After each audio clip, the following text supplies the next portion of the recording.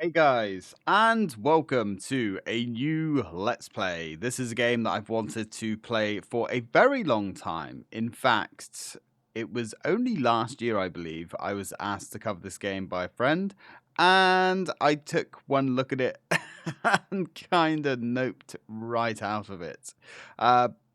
Because it's one of these very old school Japanese RPGs from 1989, no less. And yeah, to say that it was like overwhelming at the time to get into it was an understatement, to say the least. However, I've had a bit of extra time this after Christmas, and I actually got into this game, and I thought I'd give it another go. Lo and behold, I actually really started enjoying it. I'll have to apologise for my voice. I am kind of sick at the moment. I will try and cut coughs and splutters out and things like that. So, Sweet Home, what is it? Well, it's a survival horror RPG for the Super Famicom. Never released outside of Japan. Nintendo didn't want to touch this game. There's a reason for that. It's definitely not your average Nintendo game. Let's just say that. And this was the main inspiration for Resident Evil. This was the precursor to Resident Evil, if you will. In fact, the original Resident Evil on the PS1 was originally intended to be a full-blown remake of this game. However, Capcom had lost the license for this game, so it obviously went in its own direction. But Resident Evil wears its inspiration on its sleeve, and that's fairly obvious as we get into the game. Not just the fact that we're in a isolated, creepy mansion. Now, there is a film that is also associated and released of the same name. Came out at the same time, same similar sort of story. And the director for the game and the film, I believe, worked hand in hand with each other. I watched the film. It is free to watch on YouTube because it is the license for it is lost and all that kind of stuff. It's pretty good, actually. It's very long. It's about an hour and 40 minutes. It's a very long time for me to sit down and do anything.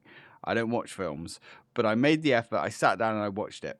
Took me 3 sessions to get through it all. But it was solid. It is all Japanese, but it is subtitled. The film is very dark, much like the game. And although the story beats are similar, you know, they do diverge as well. Anyway, without too much more waffling, let's get into the game. This game is old. It has questionably aged mechanics. But there's a lot of fun to be had here. Now, as I said, this game was only released in Japan. Luckily, we have this, which is a English translation mod because, well, Capcom doesn't have the license to it anymore. And I don't think anybody's going to be regenning this game, unfortunately. So, let's get into it, shall we?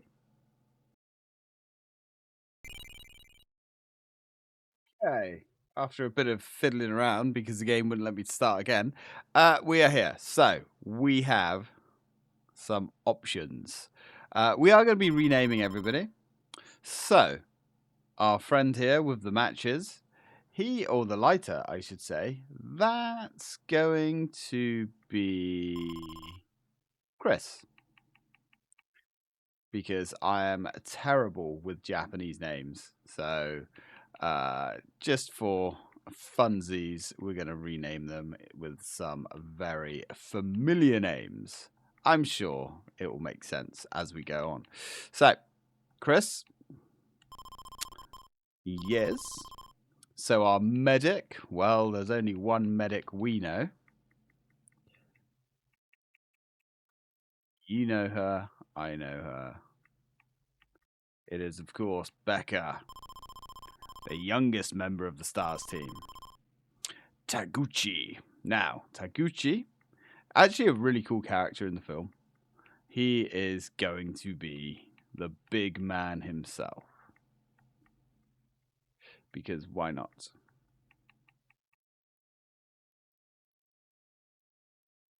You trying to push start to like confirm their names. Yes. Now, Asuka. Asuka, she had a bit of an ego in the films, and yeah, she kind of went a little bit weird. But I'm not going to spoil the film too much. I will try and remember to link it into this video series because it's worth a watch. Anyway, she is going to be Claire, and although I prefer to have her as Jill because of her color, she's blue. You'll see why I want somebody else to be Jill. So she's going to be Claire. I'm not a huge fan of the way this keyboard is laid out, but we will roll with it. It's rather standard for the time. Only just fit Claire's name in. And Emmy. Emmy was the young daughter in this game. Well, she wasn't that young. I suppose she's a teenager. What's not going to make sense when we start the game is a bit of dialogue. It's only going to really make sense if you've seen the film, but I'll explain it. But Emmy is actually the character who we've named Chris. I forget his actual name. Their father and daughter. Anyway, Emmy is going to be Jill. Why? Well, because she is the master of unlocking. So it only seems right. Her superpower is a key. Each character has a special item. Yes. Chris, Becca, Barry, Claire, and Jill. Ah, very familiar names. Yes, this is correct. A film crew gains access to the haunted Miyamu. I always forget what the mansion was called. But anyway, they go to this mansion in search of some very famous lost paintings made by a guy called Ichiro. We're all set. Get the camera prepared. Somewhere in this mansion are the lost frescoes. Search. Give me my baby. Huh? Hey, sexy. Are you okay? Wah!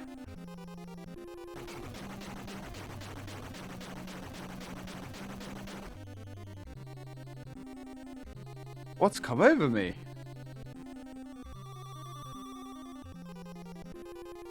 How dare you trespass? This will be your tomb. Daddy, I'm scared.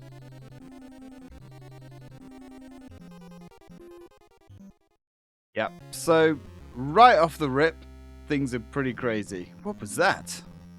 Relax. There has to be another way out. So straight away, split into teams, blah, blah, blah. So straight away, this game divulges from the film. It takes a while in the film for any kind of spooky shenanigans to actually start happening. Whereas in this game, it's straight off the rip. So, Jill has a key. She actually got that from somebody in town. Because the premise is we're a film crew. And we're going to this lost mansion to find some famous artists' paintings. And we're here to document them. However, things are not brilliant when we get into the mansion. As you can see, it's haunted, it's cursed.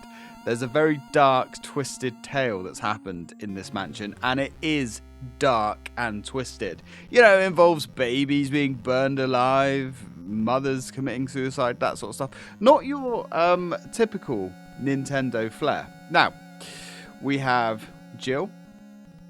She has the key, which will unlock a lot of rooms in the mansion. Not all of them, but a lot of them.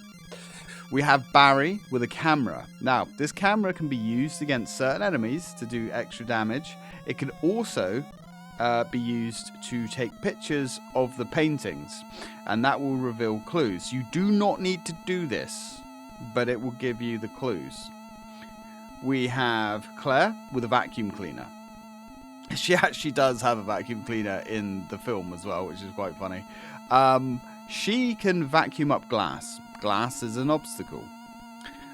We have Becca with a remedy kit, not a first aid kit. Very important. She cannot heal your party, but she can remove status effects. And we have Chris, who has a lighter. He can burn rope. Rope is an obstacle. Now, this game, we control all of these characters. We don't have to worry about combat yet.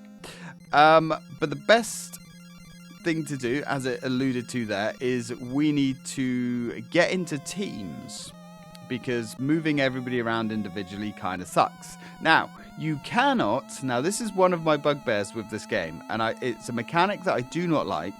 You cannot have everybody in the same team. Okay, you could have a team of 3 and a team of 2, or any sort of combination. You know, you can have like one person on their own, a team of 2, another team of 2. But the best thing to do is to have 2 teams, one of 3, one of 2. So what you want to do realistically is we want to have Chris here teaming up with Becca, and we want those 2 to team up with Emmy. Now, you see, these guys can now move around in a line together. This means when they enter combat, they will enter combat together. Now, only the characters that are in combat get experience, right? This is a problem. You do not want your characters to get too far behind in experience, because that will exponentially make the game more difficult. Okay? So to get around this, what we can do, when we get into combat with the first party, we can call the other party to come and join us. Then the game will give you 30 seconds. It will pause the combat to get the other party to where you are. Now, this actually has a very useful feature, because you always want to try and be walking around with your main party of 3, because you have 3 people in combat instead of 2. However, when you switch over to your secondary party, as you move around, there is a chance of getting random encounters. But when you have 30 seconds to get to the combat, that disables random encounters, so you can use that to your advantage. Now, there is another problem that this game has, which is an interesting idea: permadeath. Yeah, that's right. If one of your characters dies, they're gone for good. There is no bringing them back, and that affects the ending. This is bad.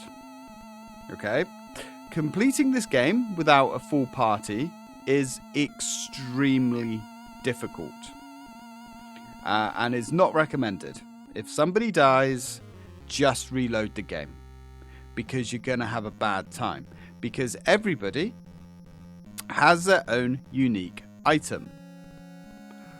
If they die, that item is lost. You can find a generic replacement for the item, but that will use a precious item slot. You do not have many item slots, and we're going to need to use to be very frugal with our items. So how do we heal? Well, I'm glad you asked. Throughout the game, there are potions called tonics. These can only be used in combat, and they will heal everybody that is in combat, and they will heal them up to their full health. There is a finite amount of these in the game. Mismanage, use them all, you're fucked. Restart. In my experience, there is actually quite a lot of these. So not only do we have normal attacks, we also have Prey. Prey is a powerful move when it's required. However, the only way of getting your Prey points back is through using tonics. And there are certain points in the game where you do need to use Prey points. There's also a couple of different versions of this ROM hack about. This is version 2. There's a version 1, obviously, and I think there's a third version as well. One of the problems is all the different versions have different wordage for enemies and items. It's not a big deal, but there are inconsistencies because of that with some of the guides. It will ask you to pick up an item, but of course the item that it's asking you to get is called something else in the version of the game that we have. Stuff like that. And same with enemies. Not a big deal, but it's something to be aware of. Anyway, we need to switch over to Barry. And he needs to team up with Claire. So Barry and Claire are going around together. Now, that bit of dialogue in the beginning of the game where I believe it was, Barry was calling out Claire, saying, "Hey, sexy, what's wrong?" That doesn't make sense unless you've seen the film. Essentially, Claire went a little bit schizo and started screaming, "Give me back my baby." That doesn't make any sense unless you've seen the film, okay? She starts going a little bit nuts and getting possessed and saying things like that. And our cameraman, Barry, fancies the hell out of her. So he is calling her sexy and things like that. Doesn't make any kind of sense. A bit weird. I didn't get it until I saw the film. Anyway, let's start playing the game properly, shall we? Right, we've got some glass. So we are going to use the vacuum cleaner to pick it up. So what happens if a character dies? Well, if for instance Claire died and we didn't have her camera, her vacuum cleaner anymore, you can find a broom. Okay, so you have to equip the broom. Right, let's keep using that. This video, this first video, is going to be very explanation heavy, but there's a lot. Like, I went into this game blind and I didn't have a clue what I was doing. So, if we go to our items, we can explore the items that are in the team that we have control of. So, we have, each character can pick up 2 items. Yep, 2 items. Gee, Titan, that doesn't sound like a lot of items. No, it's not. It's difficult. But we have 3 item slots. We do. So the bottom slot is for our weapon, because there are weapons in this game. There are lots and lots of weapons in this game. So item management is extremely important. So what do we do if we are full of items and we need to pick up another item? There are no item boxes. There are... There's only one way, and that is to exchange one item for another. You can't just drop an item, you can only exchange. Items are persistent, they don't seem to disappear once you drop them. Okay.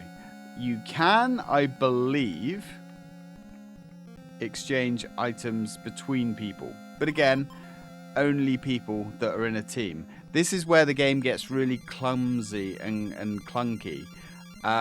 But, you know, it's an old Super Famicom game. What do you expect? Right, now let's explore. Yep, we're going to use the team command. I wonder why the left door is already open. Let's go have a look, Bazza. Let's go have a look. Oh, my. We have some items and a note. Let's have a look at this note. A letter. Welcome to my home. Photographing my frescoes will provide clues for you to find your way out. Ichiro. That must be one of the frescoes. So, the frescoes will give us clues on what to do. You don't need to find them, but they are helpful. So, I'm going to call my larger party over. Because we have more power. So, we have, if we have a look, we have a waxy. Everybody thinks that says waxy. Every guide I've seen and a few videos I've seen mentions that that is some kind of translation issue. I don't think it is. I think it says wax and then it's a symbol of a candle. That's just me. That's my idea. I could be wrong, but to me, that looks like wax and then a candle. So, wax candles light up dark areas. We need that. So, we are going to... We're going to give that to Chris. Chris can take the wax candle. Now, Becca, there is a tonic. Tonic. I recommend always having one tonic on you if you can. Because if we have a look... Okay, I don't know what the hell happened there.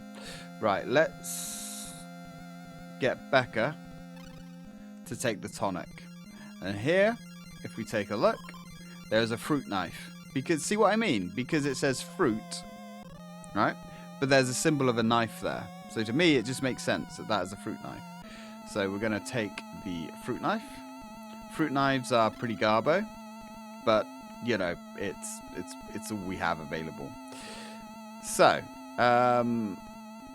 we can examine our characters here. We can see how much life they have and what they're equipped with. You'll notice that the girls, 3 girls, 2 boys, the girls have less health. It's kind of annoying, but it's not that much of a big deal. In fact, Chris has more health than Barry as well. As they level, it becomes less relevant because you start getting exponentially more health. Okay? And the difference between the amount of health they have, the gap closes. So we can say, for instance, look at Jill. It will tell us how many prey points she has. She has 15. She has 100 out of 100 life, and her attack is 1/1. She is level 1. Okay? The max level in this game is level 20. Now, as you start leveling up, you don't start doing a little bit more damage and getting a little bit more health. Your power level actually exponentially rises. Right, and I think that's all the basics covered. So, let's swap over to our secondary team. And I'm going to keep getting this wrong for a while. Because when I'm playing this on my ROG Ally, I named the team slightly different. And I realized my mistake, but I've already started. So, it is what it is. Okay, so Claire... Let's have a look. And there is the frescoes. Now, these frescoes are all over the mansion. In the film, they are not. They're all in one room. So let's look at a fresco. But how to preserve it? Item. Use the camera. Letters appear. 6th of January. There are 3 frescoes per area. They provide clues. Yes, they do. We can save the game at any point, which is really useful. But we can also shift F1, F2, F3, and F4. So we are using 4 save states so we don't oversave our progress. Anyway, I'm going to leave this episode here because this has just been an exploration dump. Okay, I have now just explained everything that I wish I knew when I first started the game. And then when we come back in the next part, we're going to play the game properly. So, I hope you're going to enjoy this one. This game is rather special.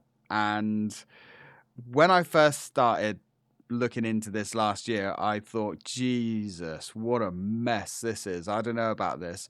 But then I gave it a chance. I started playing it. And it is really, really good. And it's fun to go back and explore the origins of where Resident Evil started all those years ago. So, thank you very much for watching, guys. And as always, till next time.